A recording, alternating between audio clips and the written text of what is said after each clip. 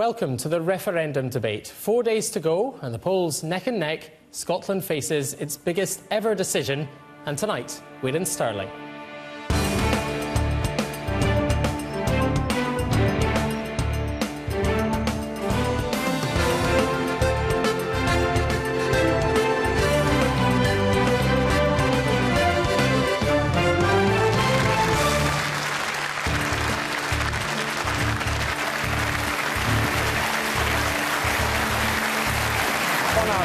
Two campaigners from each side of the debate. Labour's Shadow Foreign Secretary and a key figure in the Better Together campaign, Douglas Alexander.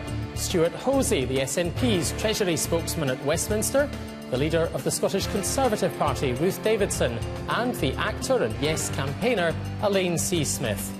Our audience tonight are evenly divided between supporters of independence on one side and opponents on the other, plus some who are still at this stage making up their minds. Our audience here have submitted their questions and our panel have not seen them. Welcome to Wallace High School. To truly command Scotland, you needed Stirling. It was the gateway between the Highlands and the Lowlands, the brooch that clasped the country together. Scotland's great warrior heroes, William Wallace and Robert the Bruce, won famous victories here at Stirling Bridge and on the Bannock Burn. And the man who united the monarchies of Scotland and England, James VI, was crowned here. Modern Stirling is balanced between nationalism and unionism. There is an SNP MSP, but a Labour Conservative coalition runs the council. This thriving university city has a strong retail and finance sector, and tourists still flock here to listen to Scotland's story. In 4 days' time, more than 4 million voters will write the next chapter. So let's get on with our debate, and our first question this evening is from Thomas Burns. Why would multinational billion-pound corporations issue public warnings if they did not mean it? Stewart Hosie. Well, there have been a number of things said by a number of businesses over the last few weeks. I'm not surprised they've come out. We know that the supermarkets, for example, were called into 10 Downing Street to have their arms twisted up their backs. We've seen that before. We know that the banks have said a number of things, but if you look at that in particular RBS, they have said no jobs are at risk, no functions are at risk, operations won't change, the way banking is carried out won't change. I think if we listen to other people, Sir Angus Grossart saying much of what's been said is incredibly overstated. There are lots of warnings that are going to be issued, but of course those businesses warn about all sorts of other things. Some of them have an EU in-out referendum on the risk register. Others are even concerned about modest extra devolution. So of course they will consider all of the things that are going to come up next. They will put in place the contingency plans they need to take. That is absolutely normal. But no jobs are to be lost, no functions are to be lost, and I think we need to stay very calm and understand in this wealthy, prosperous nation, if businesses think they can make a profit, they will continue to run and operate in and out of Scotland to the benefit of themselves and the economy.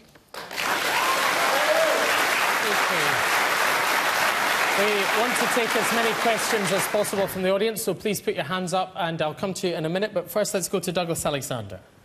What actually happened last week was an avalanche of facts engulfed the assertions that we've had from the Nationalists in the last few weeks.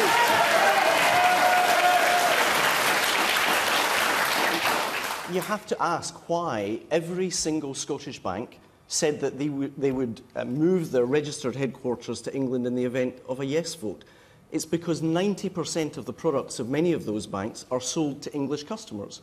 So they want to be part of a UK regulatory system.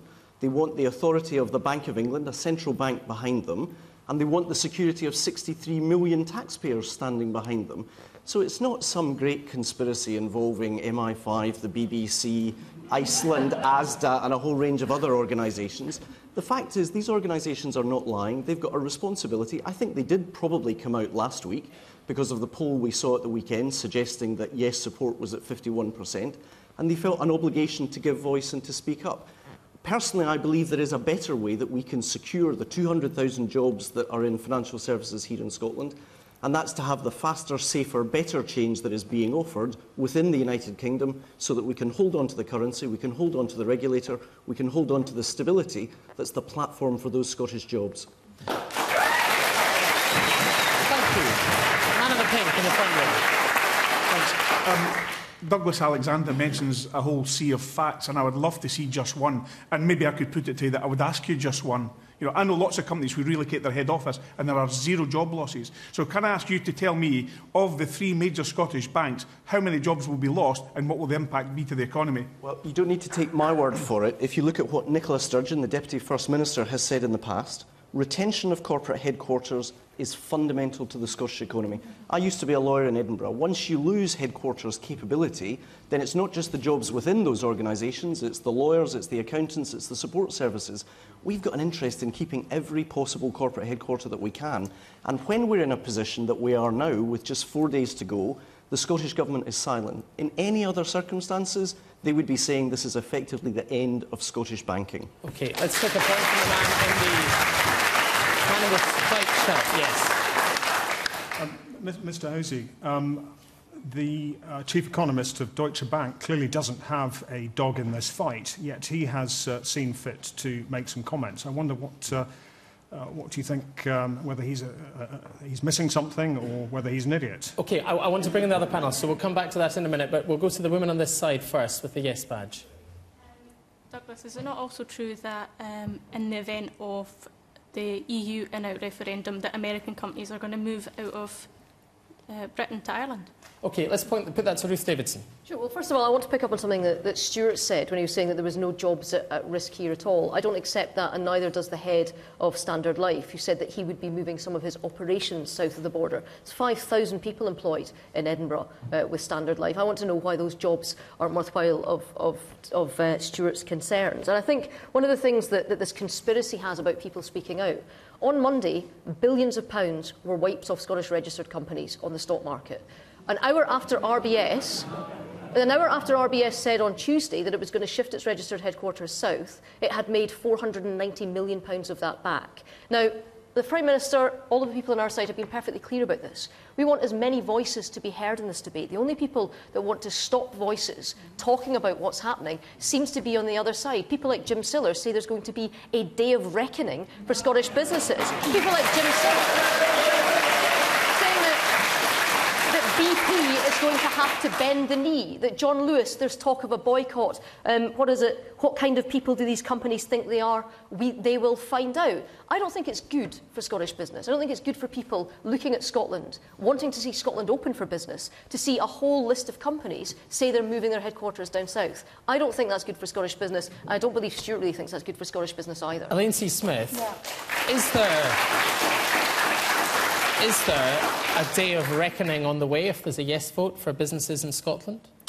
I don't really think so, but on the point that was made, I don't think there's actually anything wrong with businesses having concerns about what is about to happen. I think I run a small business as well, a small production company. You're perfectly legitimate in asking that. For me in all of this, it's been the way it's been spun. It is the way that it has been dealt with, and that it isn't. We're always being told about balance. There are thousands of small businesses, medium and large, in Scotland who also do not have that fear, that absolute terror of what is going to happen, and they are not being given the same voice. This is all about lender of last resort, and this could all be sorted, and no run in the pound would have happened if George Osborne had simply said there will be a currency union. This would be over. Woman with the glasses and the white, yes. SNP are being very naive in thinking that there will not be a loss of jobs, because, as has been discussed, when the headquarters moves south, the functions will go south as well. And when it comes to spin, it's the yes side who've been spinning far more than the no side ever has. And they do not like it when they have to take their own medicine. Stewart Hosie. There's been a number of points. In terms of the Deutsche Bank question, which is actually very important, The report seems to take no cognizance whatsoever to the underlying strength of the Scottish economy. More tax per head for the last 33 years, a relatively stronger fiscal position over the same period. Secondly, in terms of standard life, the same warnings in 1979, the same warnings in 1997, the same warnings in 2014. In terms of what's happened with the markets haven't been spooked because of Scottish independence. They've been spooked by the lack of preparedness of the British government for Scottish independence. And the final point in terms of what Jim Sillars said, there won't be a day of reckoning. There'll be a day of celebration. A yes vote will be a vote of national self-confidence for the Scottish people. That's But it's not Jim Sillars. Only last week we had the First Minister saying he was Team Scotland, as if somehow David Sole, who left the Scottish rugby team out into Murrayfield, as if Lindsay Sharp, who won a gold medal for Scotland, as if Bertie Auld, who pulled on the dark blue vest of Scotland, somehow they're not part of Team Scotland. You cannot offer a day of celebration to your supporters, a day of reckoning to the rest of us, and claim to be uniting Scotland. That is not the kind of debate we want. Will you join Team Scotland, Douglas? After a yes vote, Douglas, will you join Team Scotland, be part of the team? I don't need to prove my patriotism to you. Will you join and millions of others and be part of the team? Thank you. Elaine C. Smith. I just want to say, Jim Sillars actually is a dear friend of mine, and I am actually on this whole journey in a belief in independence for Scotland because of him and Margot MacDonald. He is a very, very astute politician. At 76 years of age, he has been out there every single day since the death of his wife, campaigning up and down this country. And Jim maybe used language that is a slightly old-fashioned Labourite sort of thing. But what does it mean? Wait a minute. But within that, he was expressing much of the sentiments that were on the doorsteps when I was out in Pilton and Craigmillar yesterday. Not many people in Craigmillar are shopmen, John Lewis, or Waitress, or any of those shops.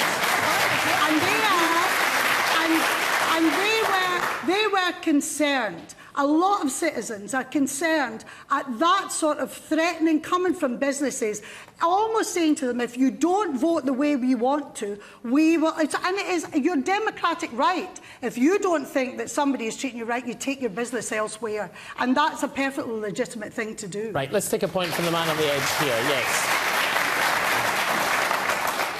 I think I'd like to raise 4 points relative to this. No, one. No, sorry. No, really, we don't have time for four. One, please, first, quickly. The share price did drop and it reappeared or bounced up the next couple of days.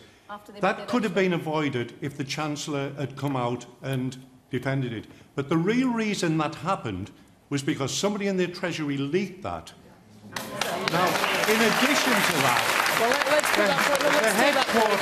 the Birmingham headquarters of the Royal Bank and Lloyds Bank to London, under European law, they have to have their head offices in the countries in which they have the greatest turnover.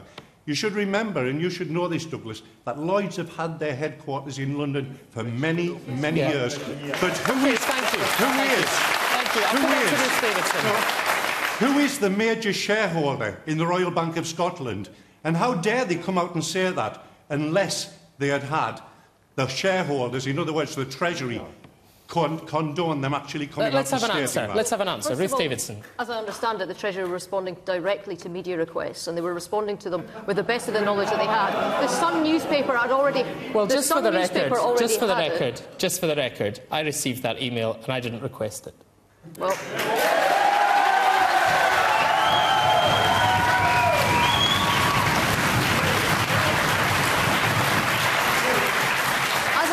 that they had a media request from the Sun that had already spoken to somebody at RBS, and they were responding to that while the markets were closed, as I understand it. Now, what I want to know from what Elaine was saying was, I have the huge amount of respect for Jim Sillars. I really do. And actually, I have more respect for him in some ways than some of the positions that the SNP have taken, because the independence he wants is actual independence. He wants his own currency. He wants to have a different head of state and all of that.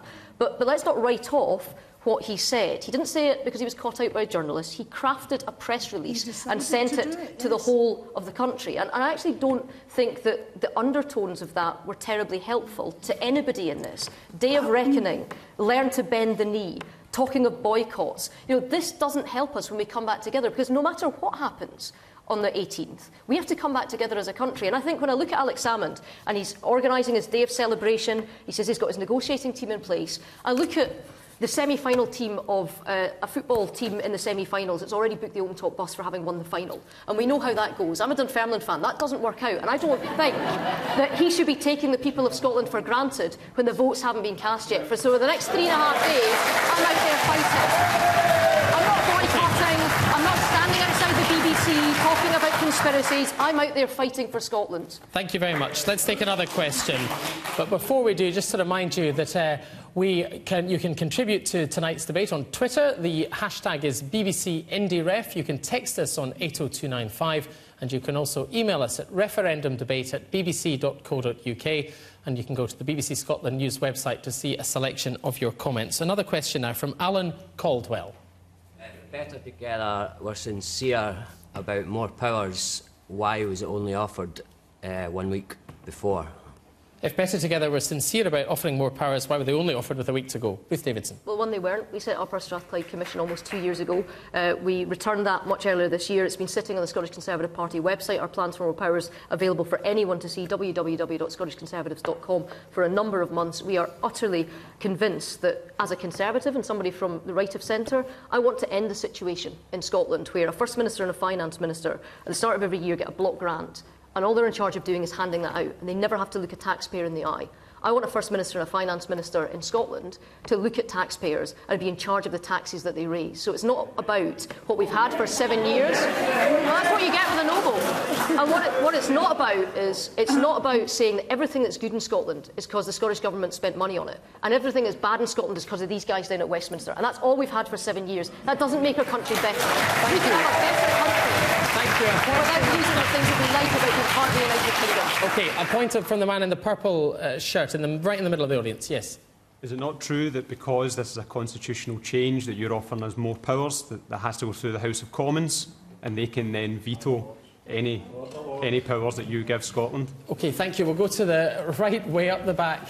Yes, with the glasses. Yes, thank you. Well, all three main Scottish parties, unionist parties, said ages ago that they're all agreed there'll definitely be more powers for the Scottish Parliament in the event of a no vote. But isn't it just shocking that 4 days from the referendum there is still so much uncertainty, because Yes Scotland haven't given any answers and nobody knows what's going to happen in the event of a yes vote, even down to when we would actually become separate, because they have just dictated in their white paper the date that Scotland would become an independent country. It couldn't become independent until the negotiations are finished, however long that takes, and I think it's going to take longer than what they... Stewart Hosie, you can't possibly know a potential date for Scottish independence, even if there is a yes vote, can you? Well, we have, because it's laid out in the white paper. But how do you know how long the negotiations will take? Well, what we've said is that some of the negotiations on the key things need to be complete. I think that's absolutely right. The negotiations on other things certainly need to be started. But the process begins with a yes vote next Thursday. It ends in the spring of 2016 when we become independent, and the outstanding negotiations on other matters will continue after that. But in terms of this question about more powers and devolution, we've got proposals from Labour, the Conservatives and the Lib Dems, which would devolve something in the order of 20 to 30% of Scotland's tax base to Scotland. I think the days when unionist politicians can say you are grown up enough to have 20 or 30% of your resources is it not near 40? Is it not near 40% for the Conservatives? Well, Ruth Davidson says it's 50% for her powers. It's 50% of the spending of the Parliament. It's barely 30% of the total tax base. The Scottish people are grown up enough, mature enough and democratic enough to look after 100% of our taxes. Yes, and the man in the very, very colourful shirt, yes. I'm prepared for the yes vote. It's going to be sunny every day. I'm sure. Go on. I would just like to take up Ruth Davidson on her stance on all this devolution that's going to happen. You became head of the Conservatives because you said you were going to draw a line on any further devolution going to Holyrood, and that's a fact. Yeah, and Alex Salmond said that Stirling was a millstone round her neck. Now he's fighting for a currency union. There is clearly an appetite. There is clearly an appetite in Scotland for more powers, but remaining part of a united kingdom, having the strength, stability, keeping our armed forces, keeping the things that we like about the UK, but having more autonomy and having a way in which we do politics in Scotland where it's not a politics of grudge and grievance, which is what we've had for 7 years. Did you want to come back in, sir? That's what I want to reflect. I would just like to say that I think that she's done a complete 180-degree turn on this. OK, thank you.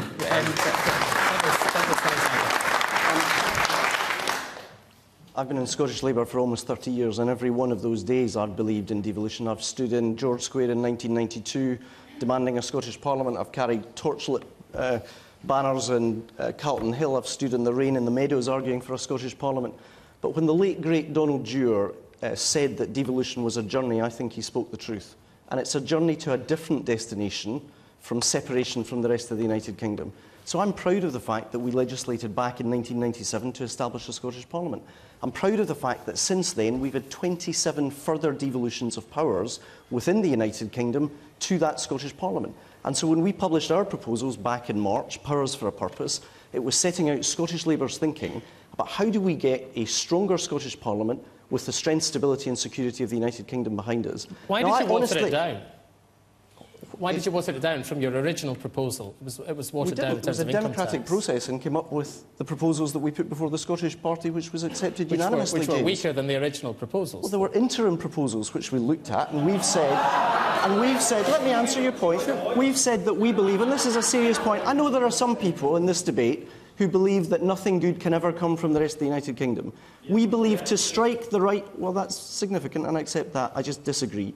There are significant benefits to pooling and sharing the risks, resources and rewards of the United Kingdom across and between 64 million people. That means, for example, we can have a state pension system with 64 million people standing behind it. We can have a national insurance scheme. Let's come back to the question. So that's why. How do you powers. strike the right balance between a strong Scottish Parliament and retain the strength, stability and security of the United Kingdom? Now, the fact is, I believe that the proposals that have been put forward and the timetable for change actually will give Scotland what most of us want, which is faster, better and safer change within the United Kingdom, not all of the risks, uncertainties and doubts that we still haven't had answered with 4 days to go before separation. Thank you. I'll take a point from the woman in the white top on the end. Yeah. The woman in white with the spots, the spotty dress. Yes. Hi. I think we've got the best of both worlds right now. I'm very passionate, believe in that. And that's my opinion. Yeah, go on. My question is, don't you think that, given that Alex Salmond now says we can keep the pound, don't you think we would have more powers in a non-independent Scotland than actually in an independent Scotland with fiscal union? Elaine C. Smith. Well, I don't actually understand why you would give up the chance of all of the power to take just some of the power. I really don't understand that. But also...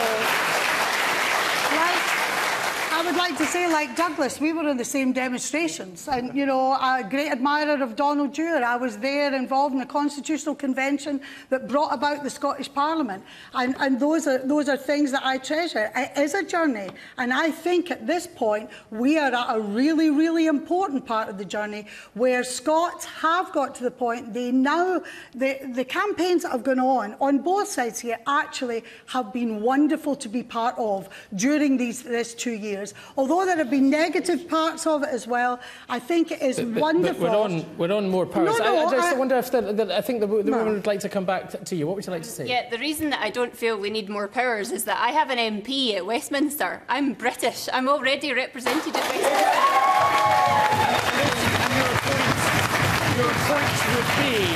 Your point would be that And your point would be that an independent Scotland with a currency union would have less power. Is that the point you're trying to make? Yes. Yeah, OK. Well, Elaine C. Smith, that is the point that the women originally made, isn't it? That would there not be less power for Scotland within that scenario? Well, I don't believe so. I think if we have absolute control of all the fiscal levers so that we can actually spend. I realise there is a debate within this about a lender of last resort, if the Bank of England or the Bank of UK, as it should be called, was actually the bank that was overseeing everything. For me, a little bit of that sovereignty that we would have to, as Mr Carney has actually said, would be given over. I don't mind that, because I actually think the overall control and the ability to control and look after our own country for the people who live and work here is infinitely preferable to what we have at the moment and to some little power.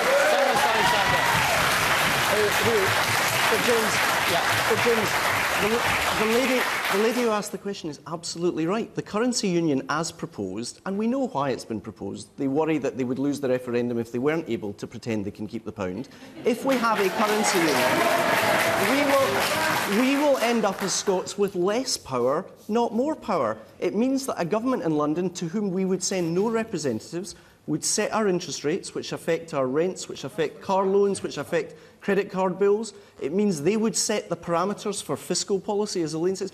Why would we want less power rather than more power when we can actually have Scottish representation in a UK Parliament and all of the strength and stability that being part of that single market brings? Thank you. I'll come to you in just a second. Yes, the man in the orange jacket. Yes, sir. Douglas, you are the strategy chief of Better Together. Now, the three parties came up with their devolved powers back in April, some 4 or 5 months ago. And after the knee-jerk reaction to the increase in the polls, Gordon Brown, who's not part of Better Together, then puts a back of a fact packet timetable claiming that these powers can be signed, sealed and delivered within 4 months. Now, if I was in charge of that strategy, wouldn't it be a good idea to have those powers signed, sealed and delivered in time for the referendum? Then you might have won. But the way things are, Douglas, it seems that, to quote your Better Together TV advert, you haven't really thought things through. First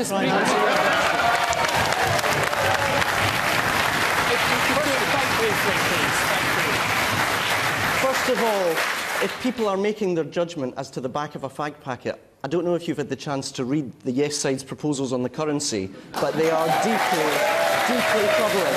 We know what the capital's going to be, we know what the flag's going to be, but we don't know what the currency's going to be. Alex Salmond has got himself into a position, let me answer the question, has got himself into a position where he's saying the sovereign will of the Scottish people, which will be expressed on Thursday, can bind the people of England, Wales and Northern Ireland. That's not the way it works. It would mean that those parts of the United Kingdom, who are presently part of the United Kingdom, would become a foreign government. And they are perfectly entitled to make their judgment as to whether a currency union is in their interest, as surely as we are in Scotland. Thank you. Man in the yellow.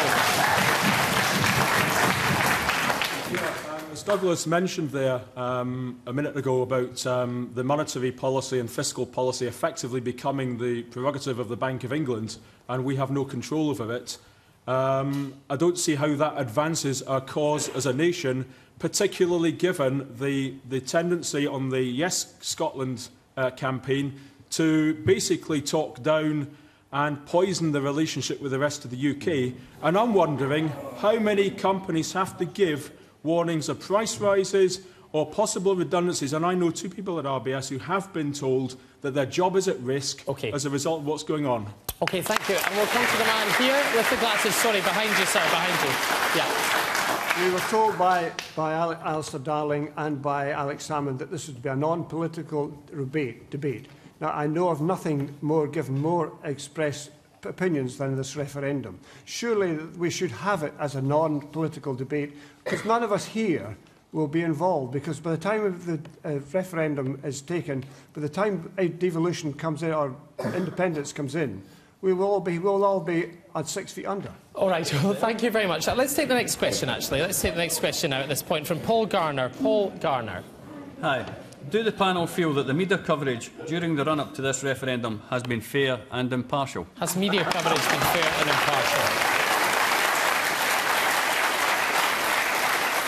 Elaine C. Smith. Elaine C. Smith. No.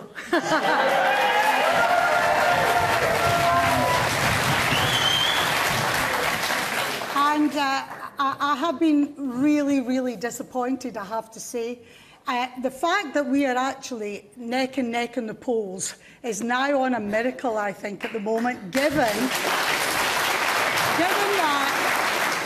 given that only one Sunday newspaper in Scotland, the Sunday Herald, has come out in favour of independence, and even then, only a couple of months ago.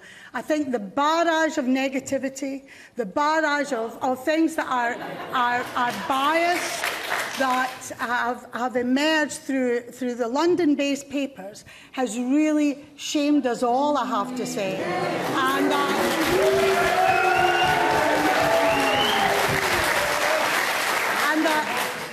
even with things like, I mean, it's actually on a journalistic level as well. Where is the examination? Where when the polls were outside, where was the real examination on the BBC and beyond to what has really been going on here? And I think many people across this country have been really sickened by it and not seen that this has been allowed to be a fair and balanced debate. And this is journalists have been saying this to me as well. All right, thank you. Ruth Davidson, there's a big demonstration outside the BBC in Glasgow today, alleging that the BBC has been biased in this referendum. We've heard similar accusations against the newspapers. What's your response? Well, first of all, there's looked like on Twitter about 2,000 people barricading the BBC. Is it 6,000? Well, that's 6,000 people that are not knocking doors, and I'm glad that BT activists right now are knocking doors and are speaking to people across Scotland. As a former journalist myself, I know that under broadcast rules, there's a rule in broadcasting that when you come up to a referendum, both sides have to be given parity of time to make their case, and that's what's happening with the broadcasters. Newspapers don't have that. They can take an editorial decision, and I don't like the kind of dog whistle nationalism that Elaine just used, talking about London-based papers. Scotland on Sunday that's come out for no is not a London-based paper. The Scotsman that's come out for no is not a London-based paper. The Sunday Post that's come out for no just today is not a London-based paper. And actually, if you want to put it, I know it's over the border, but actually The Guardian, who came out for a no, is not a London-based paper either. It's been headquartered in Manchester, I think, for years and years and years. But nonetheless, I take your point. But every single one of them has written an editorial saying why, and every single one of them, to a man or woman that wrote that editorial, has pretty much said the case has not been made. The questions haven't been answered. People do not have enough information to take that leap in the dark. And that's what we want. Thank you. I'll come back to you. Thank you. The man just there with the jacket. Yes, sir. Thanks, James. Elaine, I have to say respectfully, I disagree with you, because what Yes Scotland and the separatists don't understand is that people and aspects of the media, from wherever they come from, are pointing out the sheer economic illiteracy of your plans for an independent Scotland. Thank you.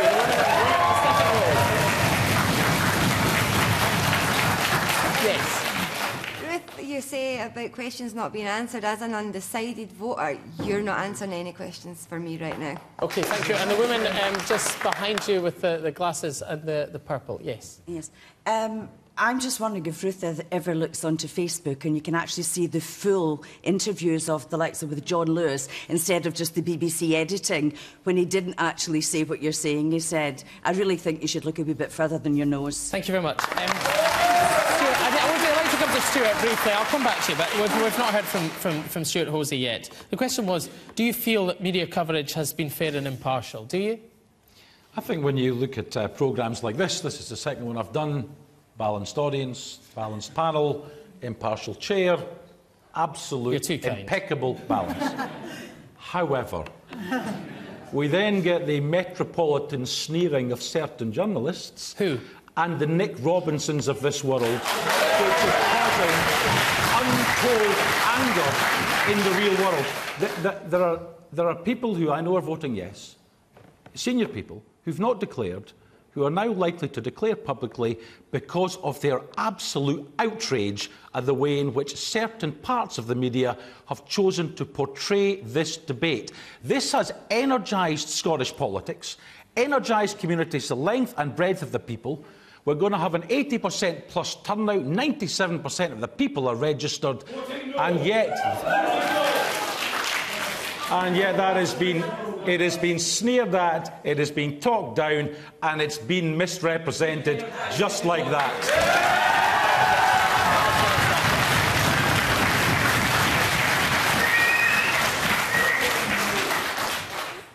What's really going on here? I mean, what we've seen is yet another example of dog whistle nationalism. You know, we're in a position where on Wednesday we had every Scottish bank announcing that they would move their registered office. And let me at least... Let's hear his answer. Do me the courtesy of listening to the point. In the morning... Ladies and gentlemen, hang on a sec, Douglas, hang on just a second.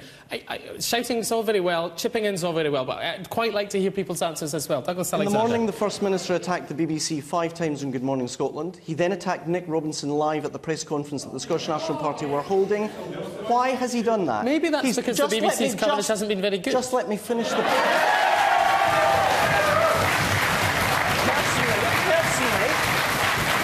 Personally, I think politicians complaining about the media are a bit like fish complaining about the sea. But why has he done this? Because he's a clever man, the First Minister. He's done it for two reasons. First of all, he wants to fool people, and we heard it again this evening, to somehow suggest that we are too put upon by people outside of Scotland to be able to reach our own independent judgments, which is incidentally what the Sunday Post, the Scotsman and Scotland on Sunday have done.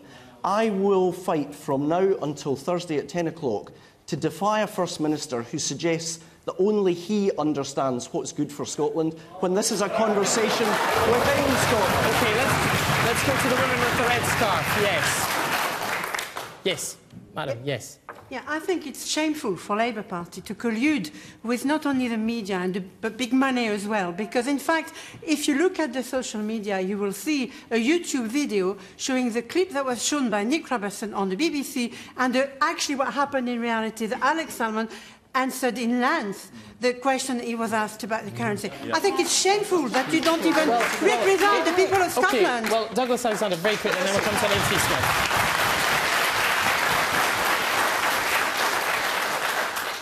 The Nationalists are struggling with the facts, and so they're trying to change the subject. Okay? Point one. Secondly, let's have no doubt they are laying down the foundation of a betrayal myth. They want, after they lose on Thursday, to be able to say it was London-based newspapers, it was the BBC. We are smarter than that as Scots. We're reaching our own decisions, and nobody, including the First Minister, is going to intimidate us away from making our independent choice on Thursday. The man's been waiting a long time, and then I promise you I'll come to you, Elaine. Yes, the man in the tie. If they had been handing out gold medals at the London Olympics for sneering, then Alex Salmond, Stewart Hosie and the rest of Team Scotland would have got the gold for sure. Elaine, I'm going to come to you. I've been promising it for a while. I'm going to come to you, Ruth. Elaine C. Smith first. I think all of us here should at least have some respect for the genuine grievances that are out there about the way the media have behaved. This isn't, I may, because I'm in the media or I'm in the campaign, yes, you know, you may have a certain opinion about it, but this is a genuine movement out there that says, and could I just say, when we're talking about nationalism, why is it all right for the whole of the media to be purporting British nationalism? Why is British nationalism good and Scottish nationalism is bad? OK, we'll come to the woman in the front.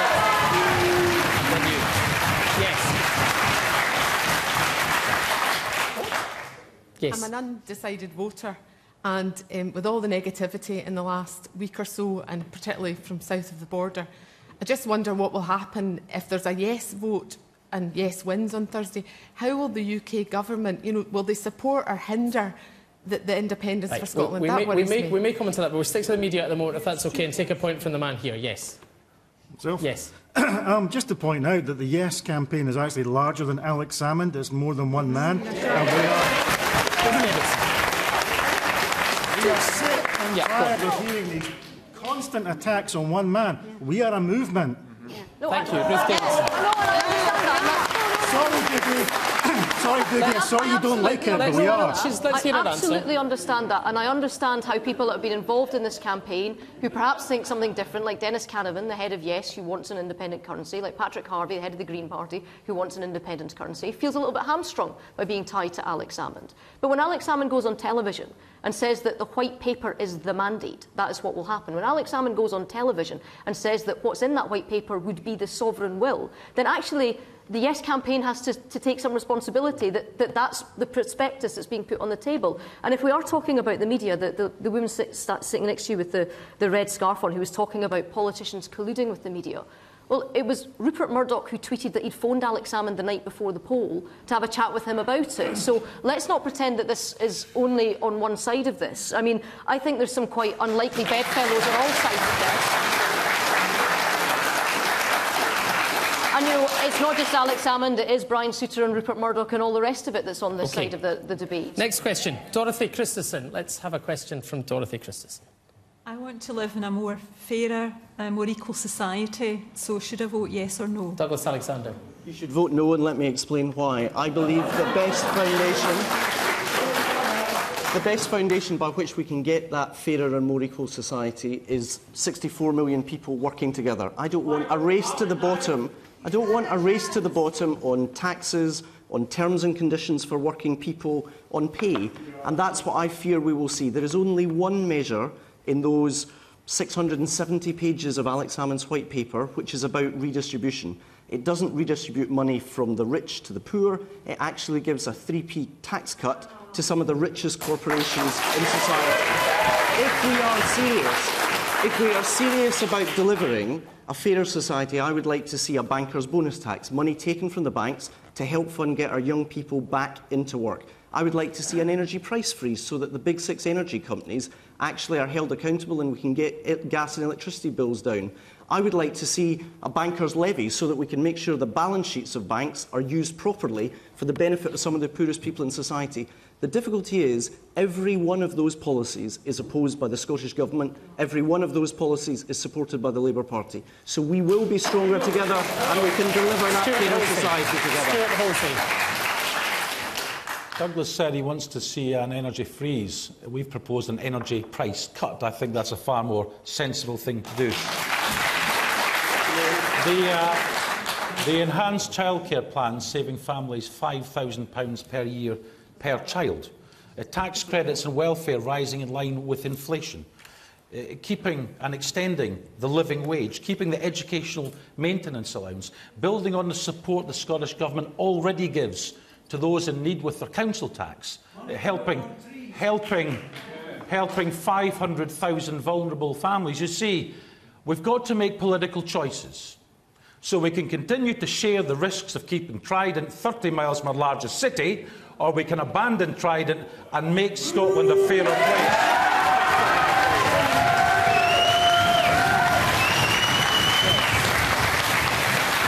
Yes, madam, the woman in green. Speaking of a fairer country, probably one of the key things is our NHS. I'm a consultant surgeon. I've worked in England, I've worked in Scotland. I grew up in India and I've seen countries where they envy our NHS. And I know that today, as we speak, 5 million of us in Scotland have many, many, many patients with diseases that are so rare that we need currently today to seek treatment down in England. 60 different conditions we would not be able to treat in Scotland if we did not collaborate with our colleagues in England. Medicine is becoming much more specialised, more advanced. We need to collaborate together. We will compromise the care of these patients if we do not work more closely. And as it is with devolution, we currently, as we are, we have already compromised on standards because I try to get money for my patients to make sure my nursing colleagues are paid the same as people in England. I think we've got the point. Thank you very much. Elaine C.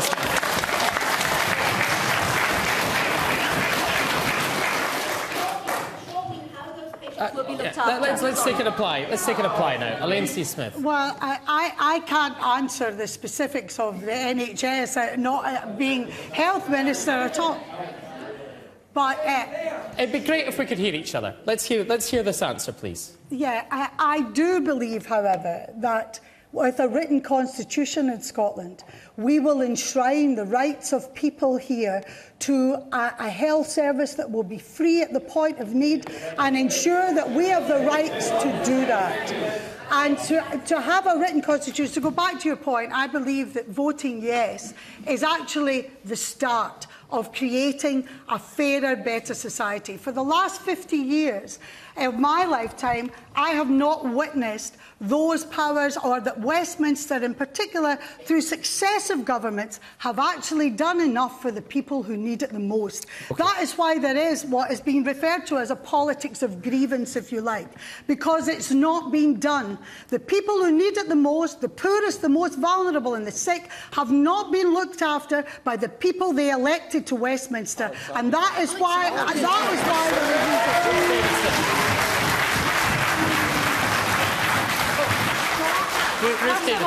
First of all, a written constitution's never set a broken leg. We're talking about health here. And what we see is that health policy in Scotland has been devolved for 15 years.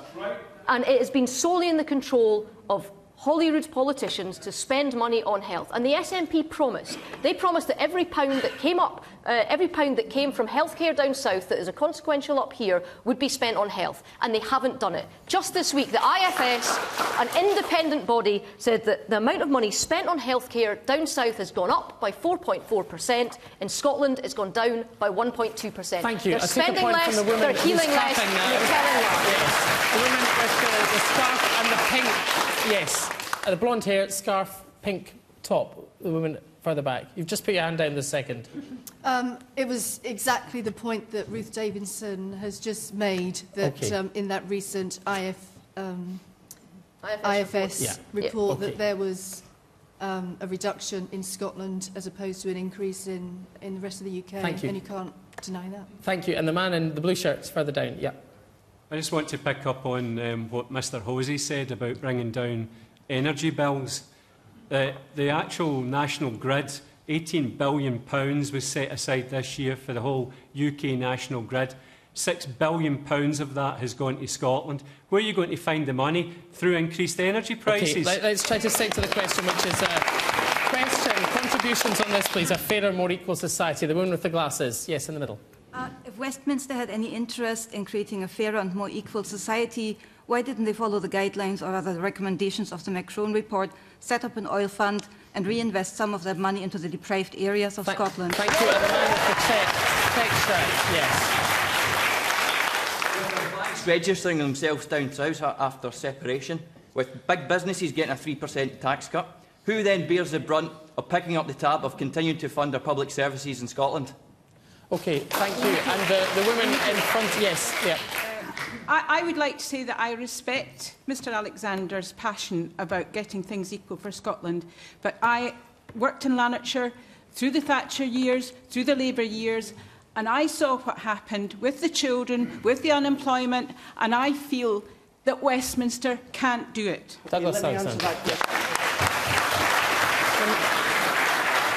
When we were in office in those 13 years, we lifted 100,000 Scottish children out of poverty, we lifted 200,000 pensioners out of poverty, and it didn't happen by chance. It happened by choice, to establish a minimum income guarantee, to set up a pension credit, to establish free TV licences, to establish all of the other changes we were able to make, introduction of a minimum wage, for example. It is about the conscious political choices that we make, and that's where I disagree with the suggestion. Forgive me, let me finish the point. That's where I disagree, that somehow we can place all responsibility elsewhere. We have a responsibility. At the moment, we are being offered a prospectus by Yes Scotland that says we can have Scandinavian levels of public services and American levels of taxation. It's just not true.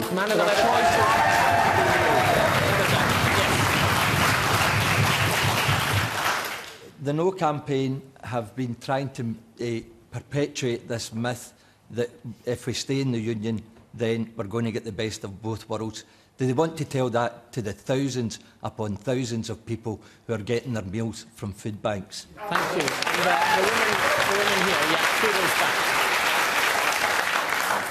The debate seems to have separated people into those that are proud to be Scottish and those that are also proud to be Scottish and British. Are we really going to separate the British Isles on such a small majority vote?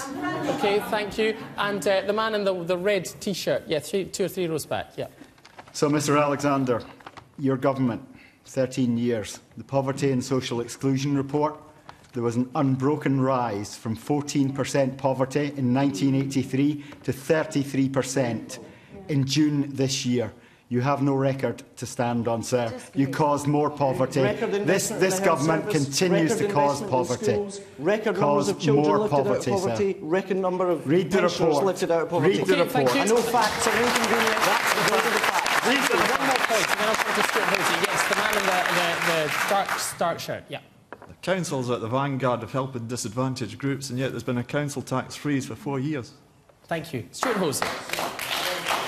The NHS is an issue in this referendum. There's no question about it.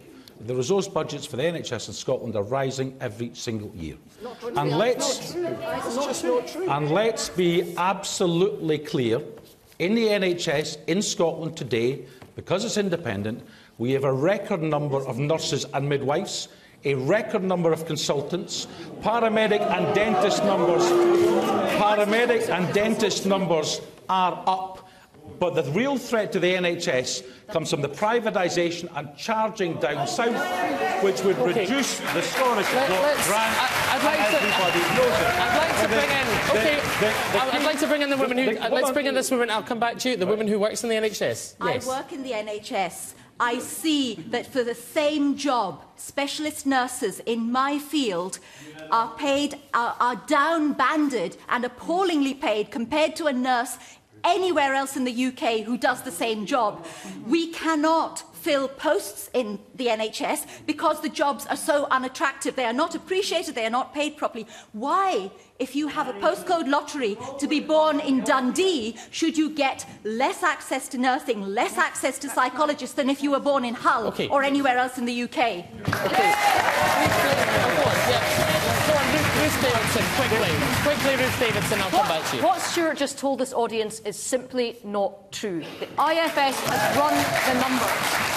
Spending on health in England has gone up. It has gone up by 4.4%. In Scotland, it has gone down. It has gone down by 1.2%. And to take a bit of the heat and light out of this and get back to the lady in the front who said, do you want a more equal society, yes or no? It's no surprise that we would say no and they would say yes. But listen to people who are independent in this. There is a reason why the Guardian newspaper wrote its editorial yesterday to say that if you want a more equal society across the whole of the UK, you have to vote no. There's a reason why the IFS came out earlier this year and said that if you vote yes, there will be £6 billion of extra cuts to Scotland. £6 billion of extra cuts. Okay. That doesn't sound more equal to me. Let's be clear with the IFS.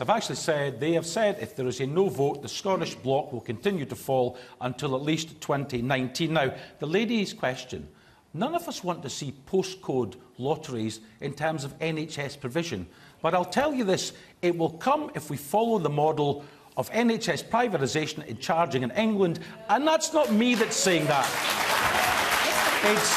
It's Andy Burnham, Labour Party Shadow Health Secretary, who's been told to keep his mouth shut today by the Labour Party because he's warning against the risks of NHS privatisation. If I'm not finished, Douglas, if privatisation and charging happens in England, we all know there will be a cut to Scottish funding. And that's what's going to happen. Hang on. Douglas Alexander, if you could really briefly, we're running out of time, respond to that. Thank you. Let me try and respond to that.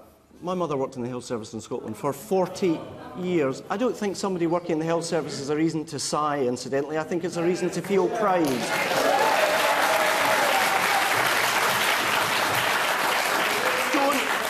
Don't dare try and suggest that my mother's service is something to be sneered at. Now, if I, for a minute, believed that a vote for no was going to deliver the kind of changes that Stewart suggested, I would not be recommending a no vote. The fact is, with the powers that we have in the Scottish Parliament, the capacity to raise taxes or to cut them. The fact that we have powers across the piece in terms of funding means that we can guarantee, with a no vote, a publicly funded, free at the point of need National Health Service in Scotland forever, or as long as we, as Scots, choose. Thank you. That's the fact. Thank you. Next question. Next question, I'll come to you. Sorry, we're just running out of time. Claire Douglas has the next question. Claire Douglas. As a young mother who is scared and unsure of the consequences of my vote for my child and their children, what is the one thing that you can say to me to give me faith in your campaign? Who would you like to ask first? Elaine. Elaine C. Smith. And this has to be brief. We're really tight for time. It has to be brief. Oh, no, I'm never brief. People are worried. Yes, people are uncertain. They don't know what to do. What do you say to them? I totally understand and appreciate that. I think that I am a mother as well. I am a grandmother of a 16-week-old baby. My vote for yes is because I want to see a better place for her. I actually believe that if we have the powers and controls here in Scotland, that we can look all the politicians in the eyes and say to them, this is the type of country we want to live in. Yes, as I said earlier on, is the start. There will be an election in 2016 where every single party will put out their stall, and we will then decide for your child, for my grandchild, for all our children, which party will best represent the needs of the people here. And that's what yes is about. It really does have to be brief at this stage. Douglas Alexander, first of all. I'm a dad and I want the best for my kids and for all the children here in Scotland. All of us want the best for Scotland. I believe that the best way to guarantee the funding for a National Health Service, the funding for our schools, the funding for childcare is a no vote. I also believe that we can have the faster, better, safer change that I sense most of us in Scotland want to see with a no vote and the start of the process of change starting afterwards. I am genuinely worried as to the risks, the costs and uncertainties of an irreversible vote on Thursday for my children and for children right across Scotland. I'd urge you to vote no. Thank you.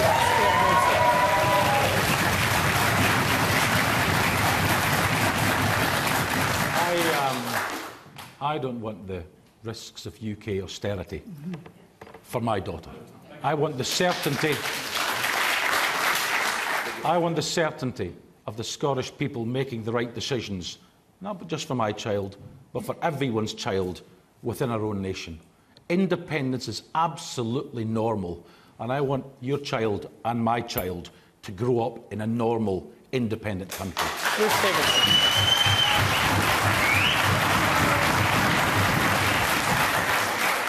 I want the children of Scotland to grow up thinking that they can go anywhere, they can be anything that they want to do. There is no horizon. And I think that we have more opportunities in our country from being part of one of the countries that leads the world. And I'm proud of everything that we've built together. And I'm proud of the university network that we have. I'm proud of the armed forces that we have. I'm proud of the consular services that are selling our goods all around this planet. I'm proud of everything that we have built together, and I'm proud of the cradle-to-grave approach that we take. So it's not just children, but it's when those children become grandparents, they can be looked after with their pension too. That's why I'm voting no. That's why I'm voting no. I'd like to go back to Claire and ask her what she thinks about what she's heard. Claire. I feel like the no vote for me at the moment, surely what we're living in now is the no vote. Yes. Because if you're seeing all these promises of things, but why have we not already have all these things? Very briefly. Well, it has to be literally 10 seconds. One of the problems... Stop. One of the problems is that so many of our young people have to leave to find work, and we don't want that to happen. Thank you very much. I'm sorry, that's it. The final referendum debate before the big day itself is over. But remember, you can follow all the BBC's referendum coverage this week on television, radio and online.